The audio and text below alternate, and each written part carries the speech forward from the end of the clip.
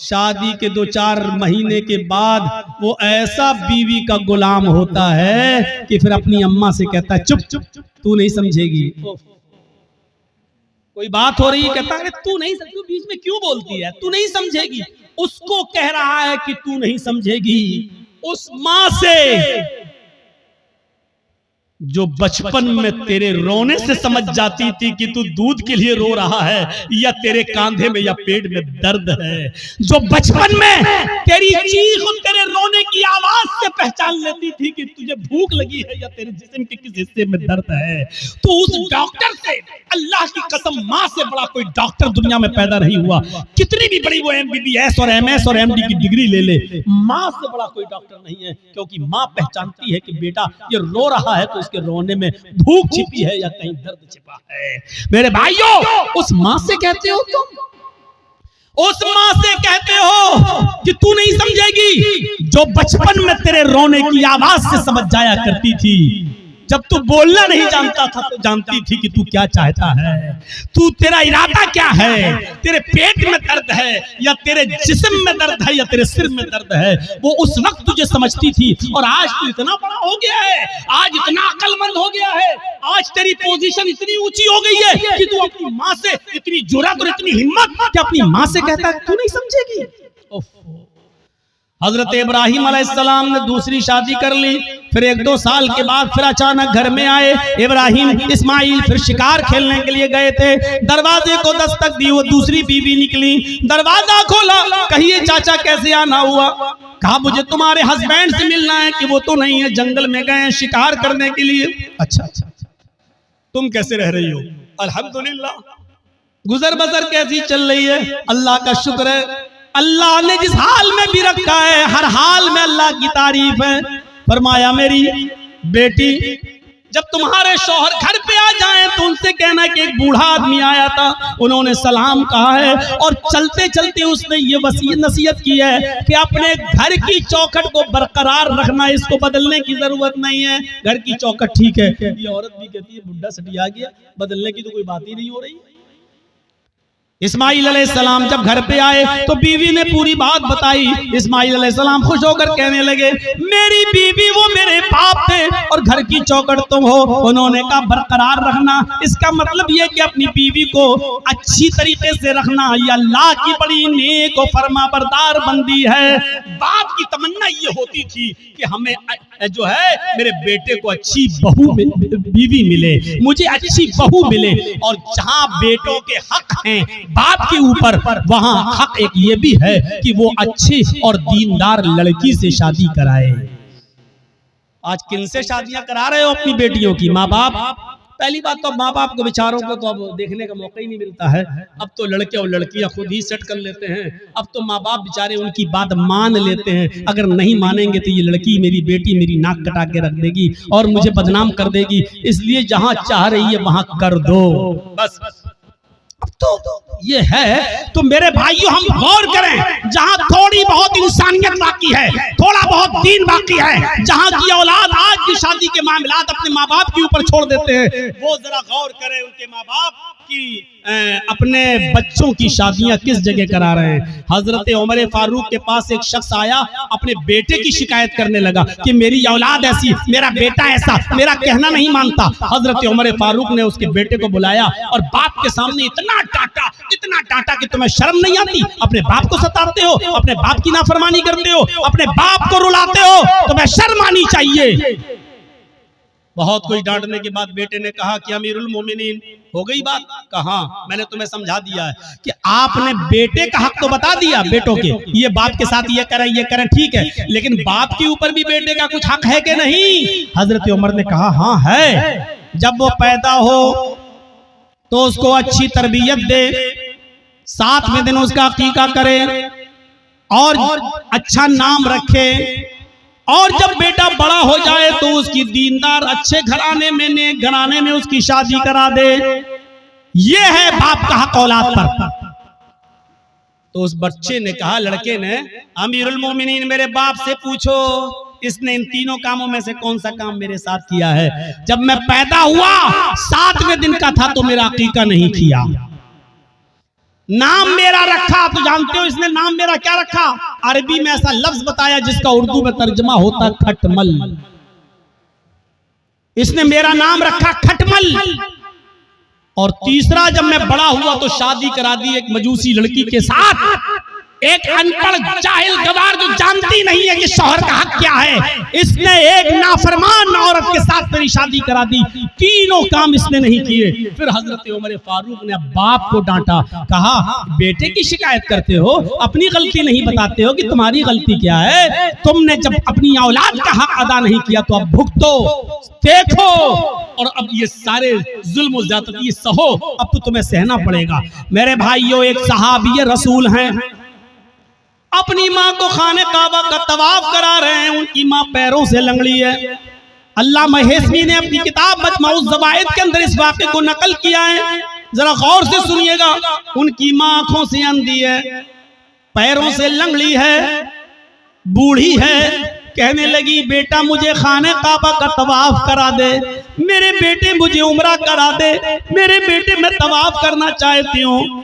اس کے بیٹے نے اپنی ماں کو پکڑا اور خانہ کعبہ تک لے گیا, سواری کا انتظام کیا اور لے گیا. اور خانہ کعبہ پہنچنے کے بعد وہ چونکہ پیروں سے لنگڑی تھی, آنکھوں سے اندھی تھی, اس لیے وہ چل نہیں سکتی تھی. اس لیے بیٹے نے اس کو اپنی پیٹھ کے اوپر لاد لیا. اس زمانے میں وہیل چیئر چلتی ہیں, اس زمانے میں وہیل چیئر بھی نہیں تھی. اس نے اپنے کاندھے پر, اپنی پیٹھ پر اپنی ماں کو لاد لیا.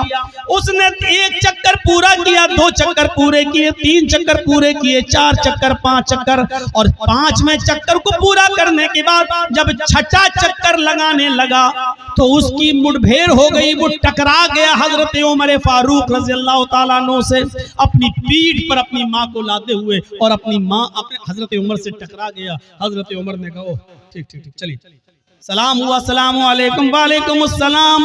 جب اس نے 6 چکر 7 چکر پورے کر لیے تو حضرت عمر کے فاروق کے پاس آیا. حضرت عمر نے کہا ماشاءاللہ, اپنی ماں کی بڑی خدمت کر رہے ہو تم. اس بوڑھی ماں کو تم نے طواف کرایا اپنی پیٹھ پر لاد کر. یہ ہنستے ہوئے کہنے لگا امیر المومنین, میری ماں آنکھوں سے اندھی ہے, اس لیے برتن میں خود دھل دیتا ہوں. میری بیوی نہیں ہے, میری ماں اسی کپڑوں میں لیٹرینوں پیشاب کر لیتی ہے, اس لیے کہ وہ لنگڑی ہے, وہ چل نہیں پاتی ہے, اور جب میں گھر پہ نہیں ہوتا ہوں تو اسی میں وہ گندگی کر لیتی ہے. امیر المومنین, میں اپنی ماں کا پیشاب اور پائخانہ بھی صاف کرتا ہوں, اپنے ماں کے کپڑے بھی دھلتا ہوں, اور آج میری ماں نے کہا کہ مجھے طواف کرا دے تو میں اس کو یہاں تک لے آیا, اور میں نے اپنی پیٹھ پر لاد کر اپنی ماں کو طواف بھی کرا دیا. اے امیر المومنین, کیا میں نے اب بھی اپنی ماں کا حق ادا نہیں کیا؟ کیا میری ذمہ داری پوری ہو گئی؟ کیا میں نے اپنی ماں کا حق ادا کیا یا نہیں؟ حضرت عمر فاروق کی آنکھوں میں آنسو آ گئے اور روتے ہوئے کہنے لگے چلو یار, جاؤ اپنے گھر اور اللہ کی عبادت میں اپنی زندگی گزارو. اس نے پیچھا کرتے ہوئے کہا امیر المومنین, میں نے مسئلہ پوچھا ہے, آپ کو جواب دینا ہوگا. فرمایا کیا پوچھتے ہو؟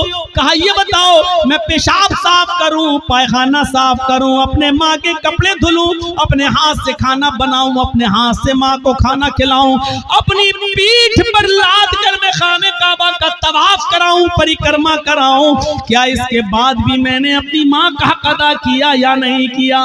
حضرت عمر کہتے ہیں سن, جب تجھے تیری ماں جن رہی تھی, جب تجھے تیری ماں پیدا کر رہی تھی, جب اپنے پیٹ سے تجھے باہر کر رہی تھی, اس کو جو درد ہو رہا تھا, جو لیور پین ہو رہا تھا, اس کو جو درد ہو رہا تھا تجھے جنتے وقت, تجھے پیدا کرتے وقت, اور اس درد میں جو اس نے پہلی آہ نکالی, جو اس نے درد میں پہلی آواز نکالی, اس نے اپنی زبان سے جو پہلا جملہ ادا کیا, جو اس نے کی آواز نکالی, آئے میرے دوست, ابھی تو تو نے اپنی ماں کی پہلی کا بھی حق ادا نہیں کیا, تو اس کی پورے جیون کا اور پوری لائف کا اور پوری زندگی کا حق ادا کیا کرے گا؟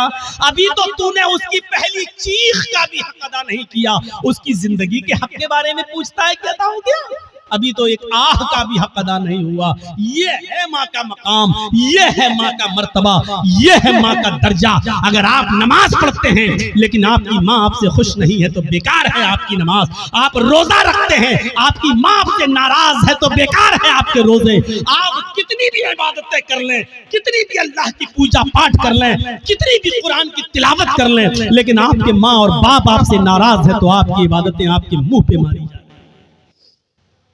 عبادت بھی شرط کے ساتھ ہوتی ہے. ڈاکٹر دوا دیتا تو پرہیز بھی بتاتا ہے. اللہ نے کہا ہے نماز پڑھو تو یہ بھی کہا ہے کہ اس کے ساتھ ساتھ یہ بھی کرو. میرے بھائیوں, رمضان کا مہینہ آ رہا ہے, روزہ رکھنے سے پہلے سوچ لینا کہ تمہارے ماں باپ تو تم سے ناراض نہیں ہیں. نمازیں پڑھتے ہو تو سوچ لینا سردیوں میں دسمبر اور جنوری کی سخت سردی میں اٹھ کر ٹھنڈے پانی سے وضو بنا کر تہجد پڑھتے ہو اور ماں باپ ناراض ہے تو سوچ لینا کہ تمہاری یہ رات کی عبادت اللہ قبول کرے گا یا نہیں کرے گا.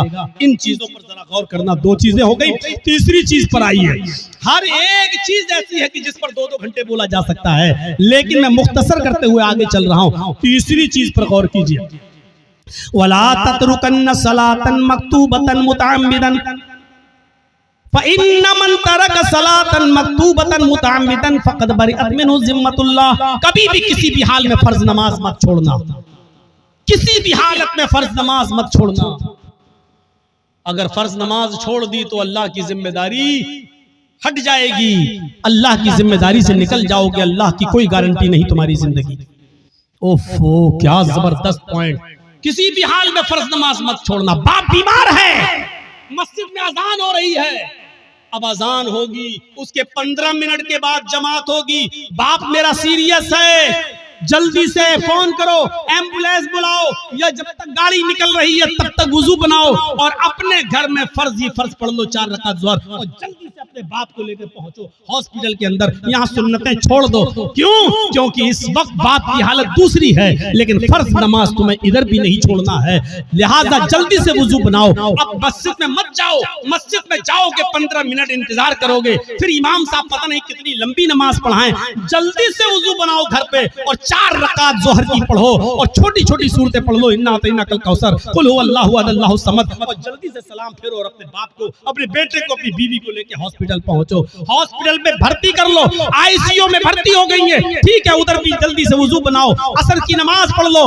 اور اگر دیکھ رہے ہو کہ باپ زیادہ سیریس, ماں زیادہ سیریس, تو جلدی سے 4 ظہر پڑھ لو, 4 اسی کے ساتھ عصر پڑھ لو اور جلدی سے لے کے چلو, کیونکہ اس وقت آپ کی کنڈیشن دوسری ہے, بیٹے کی کنڈیشن دوسری ہے. میرے بھائیوں, لیکن نماز آپ کو اس کنڈیشن میں بھی پڑھنی ہے, چھوڑنی نہیں ہے. حالت تندرستی میں اور اچھی خاصی حالت میں چھوڑ دینے والوں, اسلام کے اندر پورے کے پورے داخل ہو. کہتے ہو مولانا صاحب روزی نہیں آ رہی, روزی آئے گی کیسے؟ روزی کی دعا تو اللہ نے نماز میں بتائی ہے. جب ایک سجدہ کر کے اٹھتے ہو اور دوسرے سجدے میں جاتے ہو تو سجدے, دونوں سجدوں کے درمیان بیٹھ کر جو دعا پڑھتے ہو, میرے بھائیوں سب سے افضل اور سب سے اچھی دعا تو مسلم شریف کی حدیث کی یہ ہے, رب اغفر لی, رب اغفر لی, اے اللہ میری مغفرت فرما, اللہ میری مغفرت فرما. لیکن میرے بھائیوں ابو داؤد اور سنن نسائی کی دیگر دوسری روایتوں میں یہ دعا بھی آئی ہے کہ بین السجدتین, سجدوں کے درمیان جو دعا پڑھی جاتی ہے وہ ہے اللہم اغفر لی ورحمنی وہدنی وعافنی ورزقنی. دیکھیے سجدے میں جو دعا پڑھی جا رہی ہے اس میں آپ رزق بھی مانگ رہے ہیں, اللہم اغفر لی ورحمنی وہدنی وعافنی ورزقنی, اللہ مجھے رزق حلال دے. آپ نے ظہر کی 10 رکعتیں پڑھی, 10 بار آپ نے کہا ورزقنی. آپ نے فجر کی 4 رکعتیں پڑھی, 2 سنت 2 فرض, آپ نے 4 مرتبہ کہا ورزقنی, اللہ مجھے رزق حلال دے. آپ نے عصر کی اگر مسجد میں پہلے پہنچ گئے تو 4 سنت اور 4 عصر فرض پڑھ لی تو 8 رکعتیں پڑھی, 8 مرتبہ آپ نے کہا ورزقنی. مغرب میں 5 مرتبہ آپ نے کہا ورزقنی. شام میں کم سے کم 7 رکعتیں ہیں, 4 فرض 2 سنت اور 1 وتر, آپ نے 7 مرتبہ کہا ورزقنی. غور کرو, جو اتنی بار اللہ سے رزق مانگے گا, روزی مانگے گا, اللہ اس کو مایوس کرے گا, اللہ اس کو نراش کرے گا, اللہ اس کو نا امید لوٹائے گا؟ نہیں. تو آپ کو رزق حلال مانگنے کی دعا اللہ نے بتائی ہے اور وہ ہے نماز. نماز ہی نہیں پڑھو گے, اللہ سے مانگو گے ہی نہیں, تو اللہ کیوں دینے لگا تمہیں؟ اور دے گا بھی تو ایسے ہی دے گا. 5000 کمایا, گھر پہ آئے بیٹا بیمار, ڈاکٹر نے کہہ دیا آئی سی یو میں رکھا جائے گا, خرچ کرو 50,000. کمایا 10,000 گھس گیا 50,000. کیوں؟ اللہ نے کہا وَمَنْ أَعْرَضَ عَنْ ذِكْرِي فَإِنَّ لَهُ مَعِيشَةً ضَنْكًا. تم میرے ذکر سے اعراض کرو گے ہم تمہاری روزی کو تنگ کر دیں گے. ذکر سے اعراض کرنا. آج ایک دل چاہتا ہے کہ تم کو ایک قیمتی بات بتا دوں, سنیے. اعراض کرنا کسے کہتے ہیں؟ یہاں پر بہت سے لوگ ایسے ہوں گے جو نماز چھوڑتے ہیں, نماز نہیں پڑھتے, یا جمعے پڑھتے ہیں 8 دن مسجد میں نہیں آتے, 7 دن غائب. ان کے بارے میں تو میں کچھ کہہ ہی نہیں سکتا. وہ جانے, ان کا رب جانے, ان کو کیا عذاب ہوگا کیا نہیں, وہ اللہ جانے, ان کا رب جانے اور آپ جانے. میں ان کی بات کر رہا ہوں یہاں پر جو نماز تو پڑھتے ہیں لیکن ٹائم پہ ٹائم, نماز تو پڑھتے ہیں لیکن ٹال مٹول کر. اذان ہو رہی ہے, 5 کسٹمر رہ گئے ہیں, ان کو نپٹا دوں تب جاؤں گا. جلدی جلدی آپ نے ان کو سودا دی دکان سے, جب تک بند کر کے جا رہے ہیں پتہ چلا جماعت ہو چکی ہے. ہم ڈاکٹر ہیں, ہمارے پاس مریض آیا ہوا ہے بخار کا اور زکام کی دوا لینے کے لیے, اور اذان کی آواز آ گئی. ہم نے سوچا 2 مریضوں کو دوا دے دوں, اس کے بعد جا رہا ہوں. جب تک 2 مریضوں کو ہم دوا دے رہے ہیں اور جب تک ہم مسجد میں نماز پڑھنے جا رہے ہیں جماعت ہو گئی. یہ ہے نماز سے اعراض.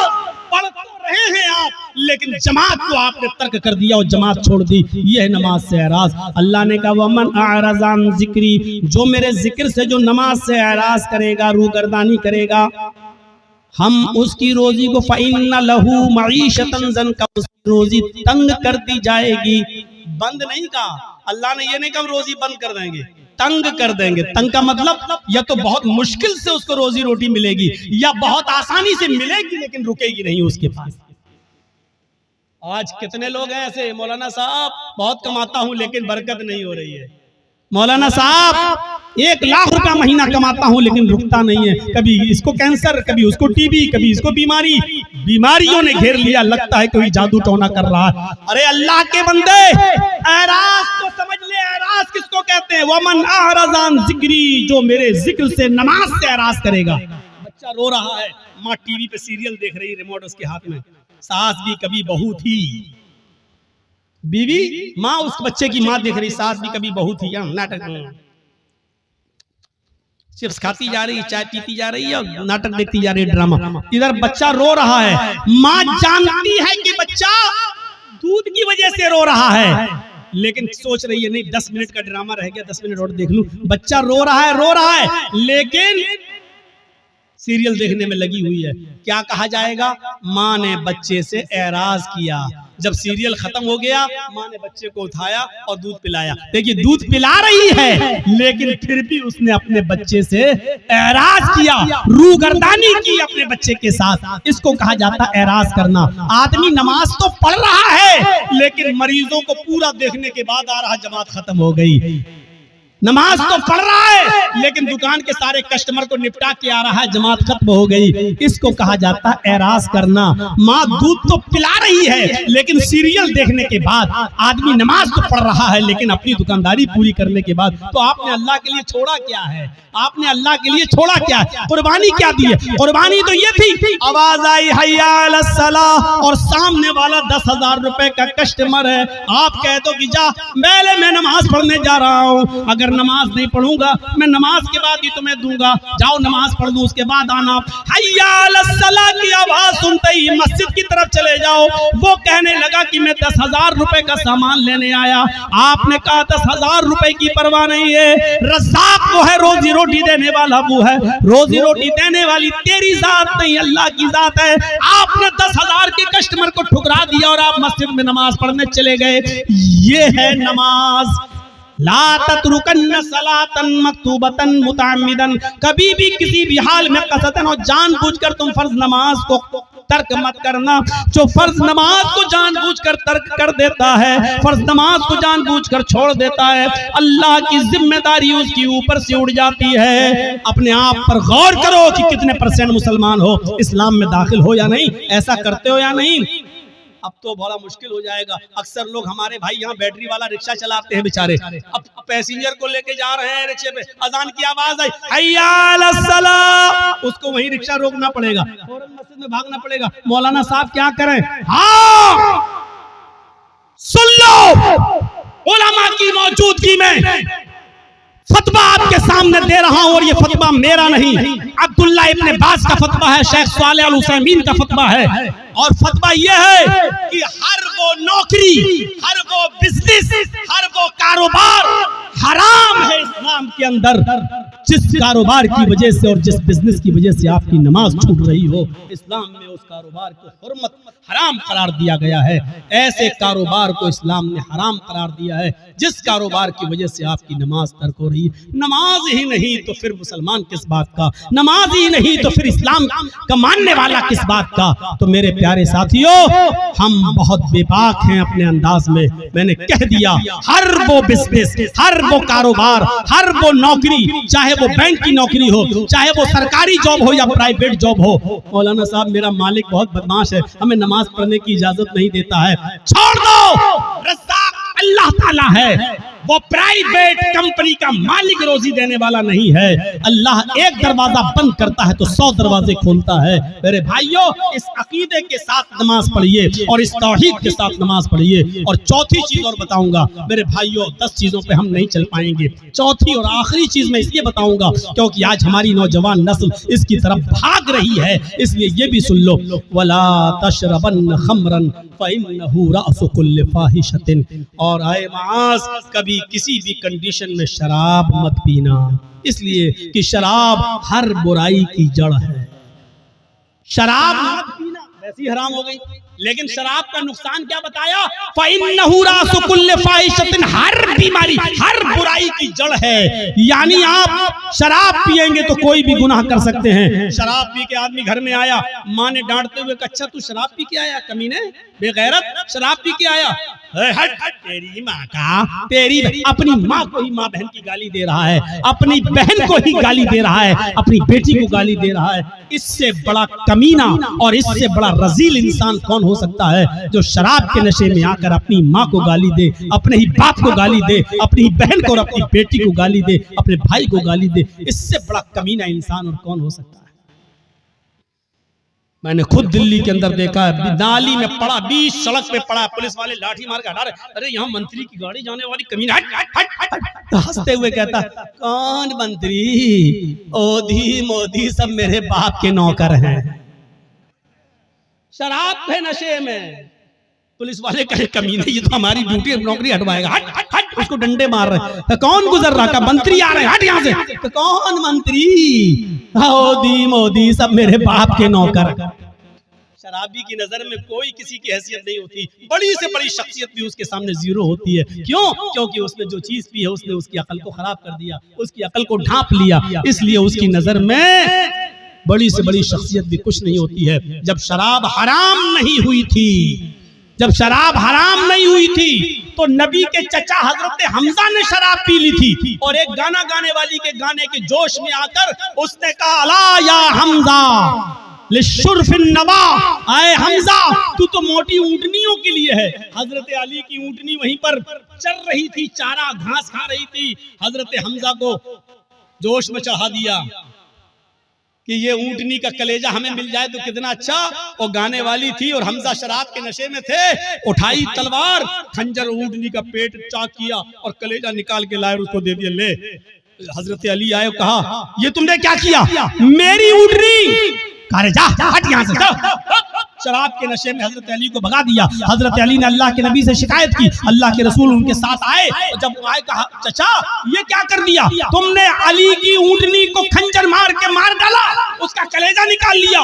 हजरत हमजा शराब के नशे में थे, बुखारी की रिवायत, हजरत हमजा शराब के नशे में अल्लाह के रसूल से कह रहे, चल हट, तू तो मेरे बाप का नौकर है, तू तो मेरे बाप का गुलाम है। मेरे भाइयों, शराब के नशे में जब एक शख्स मोहम्मद रसूलुल्लाह को ऐसा कह सकता है तो इसका मतलब यह है कि शराब छोटे और बड़े की तमीज को भुला देती है। शराब इंसान के अंदर से इज्जत, रिस्पेक्ट और अदब को खींच लेती है। इसलिए नौजवानों, शराब जैसी मनहूस चीज को अपने मुआशरे से दूर रखिए, अपने समाज से दूर रखिए। رکھیے. آپ کو معلوم ایک سنن نسائی کا واقعہ سنا کر اپنی بات کو ختم کر دوں گا میرے بھائیوں.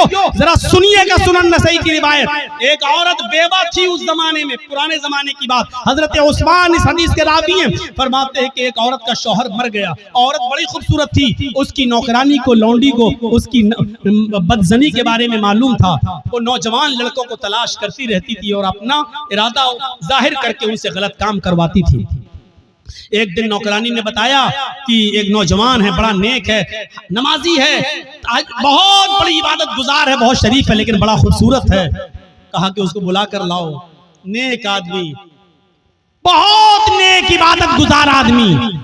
اس کی نوکرانی نے کہا کہ میری مالکن تم کو بلا رہی ہیں, تم سے کچھ کپڑا خریدنا چاہتے ہیں, کیونکہ وہ کپڑا بیچا کرتے تھے, اپنے سر پر گٹھری لاد کر کپڑا بیچتے تھے. تو انہوں نے سوچا چلو کپڑا خریدے گی, ہم دے دیں گے. وہ اس کے ساتھ چلے گئے. نوکرانی ان کو لے کر دروازہ کھولتی ہے, اندر جاتی ہے, دروازہ بند ہو جاتا ہے, دوسرے دروازے کے اندر لے جاتی ہے. جیسے اندر گھستے ہیں دروازہ بند ہو جاتا ہے. یہ حضرت کہہ رہے ہیں صاحب کہاں لے کے جا رہی ہو؟ کہا کہ بس ایک دروازہ اور ہے. وہ اور اندر لے گئی, دروازہ بند, سامنے وہی بیوہ عورت بیٹھی ہوئی ہے جس کا شوہر مر چکا ہے.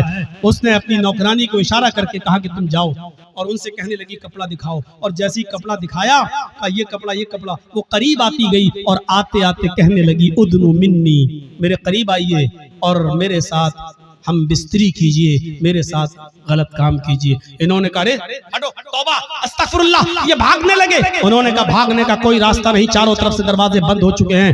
کہا کہ تم ڈرو, اللہ کے عذاب سے ڈرایا, لیکن اس عورت کے اوپر کوئی فرق نہیں پڑا. اس نے کہا کہ تم میرے ساتھ یہ کام کر رہے ہو یا نہیں کر رہے ہو؟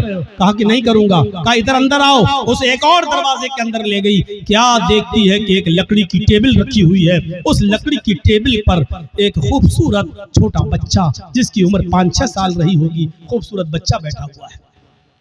اور اسی ٹیبل پر ایک شراب کی بوتل رکھی ہوئی ہے. وہیں پر جا کر یہ عورت بیٹھ گئی. اس نے کہا کہ دیکھو تم بڑے نیک ہو, شریف انسان ہو, میرے چیخنے کی دیر ہے, میرے چلانے کی دیر ہے, چاروں طرف سے تم گھیر لیے جاؤ گے, اور میں صرف اتنا بولوں گی کہ ساتھ میں نے میری عزت کو چھلنی کر دیا. بس تمہارا حال کیا ہوگا؟ تمہاری شرافت نیلام ہو جائے گی, اور لوگ کہیں گے اچھا دن میں عبادت اور حال یہ ہے, اللہ کی عبادت بھی کرتے ہو اور عورتوں کے ساتھ غلط کام بھی. تمہاری عزت کا جنازہ نکل جائے گا, ارتھی نکل جائے گی. چلو 3 آپشن دیتی ہوں میں تمہیں, ان تینوں میں سے کوئی ایک کام تمہیں کرنا پڑے گا, اس کے بغیر میں نہیں چھوڑوں گی. سنن نسائی کی روایت. اللہ حضرت عثمان فرماتے ہیں کہ اللہ کے نبی نے فرمایا کہ اس عورت نے 3 آپشن دیے. پہلا آپشن, آئے حضرت جی میرے ساتھ زنا کرو, آؤ میں تیار ہوں تمہارے ساتھ غلط کام کرنے کے لیے. کہا نہیں. دوسرا آپشن بتاؤ.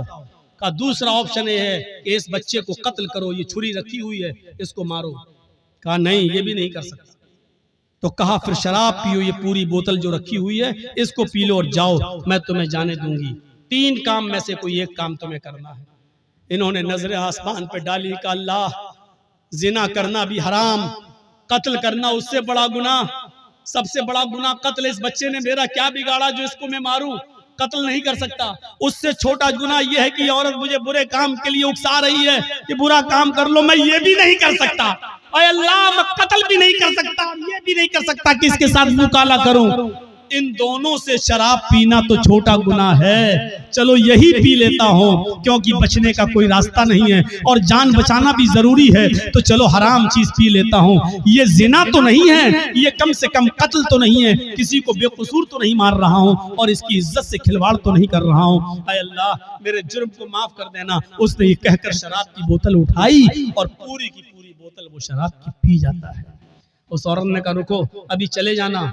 تھوڑی دیر روکا, شراب نے اپنا رنگ دکھانا شروع کر دیا, اور جب شراب پینے کے بعد اس کی عقل ختم ہو گئی اور چلی گئی اور یہ نشے میں دھت ہو گیا, تو اس کے ہاتھ میں چھری دی. کہا اس بچے کو قتل کرو. اس نے شراب کے نشے میں آ کر اس بچے کو قتل بھی کر ڈالا.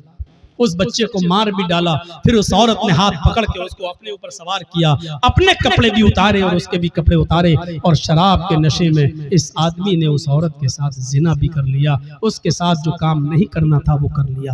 میرے بھائیوں, پھر وہاں سے یہ بچا اور آیا, مایوس رہا پوری زندگی. میں کہنا یہ چاہ رہا تھا آپ سے کہ میرے بھائیوں کہ کہاں تو ایک گناہ کروایا جا رہا تھا, لیکن شراب کے بعد وہ تینوں گناہ کر بیٹھا. یعنی شراب پینے کے بعد وہ قتل بھی کر بیٹھا, اور شراب پینے کے بعد وہ زنا بھی کر بیٹھا. شراب تو پی تھی, یعنی شراب نے اس سے سارے گناہ کروا دیے. اللہ کے نبی نے فرمایا فَإِنَّهُ رَأْسُ كُلِّ فَاحِشَةٍ, شراب ہی ہر برائی کی جڑ ہے. اگر آپ مسلمان ہیں تو اسلام کے اندر پورے کے پورے داخل ہو جاؤ. شراب کو چھوڑنا پڑے گا, نماز پابندی سے پڑھنا پڑے گی, اور آپ کو یہ دیکھنا پڑے گا کہ نماز کے لیے ہم اپنے رب کے لیے کیا کیا چیزیں چھوڑ رہے ہیں. آپ کو اپنے ماں باپ کی خدمت کرنا پڑے گی, آپ کو شرک سے بچنا پڑے گا, آپ کو اپنے بھائیوں کا خیال رکھنا پڑے گا, یتیموں کو دیکھنا پڑے گا. 10 چیزیں تھیں, لیکن میری ہمت اب جواب دے چکی ہے. کنٹینیو پروگرام کر کر کے میں تھک چکا ہوں. میرے بھائیوں, اب میرے بھائیوں میں آپ سے رخصتی چاہتا ہوں.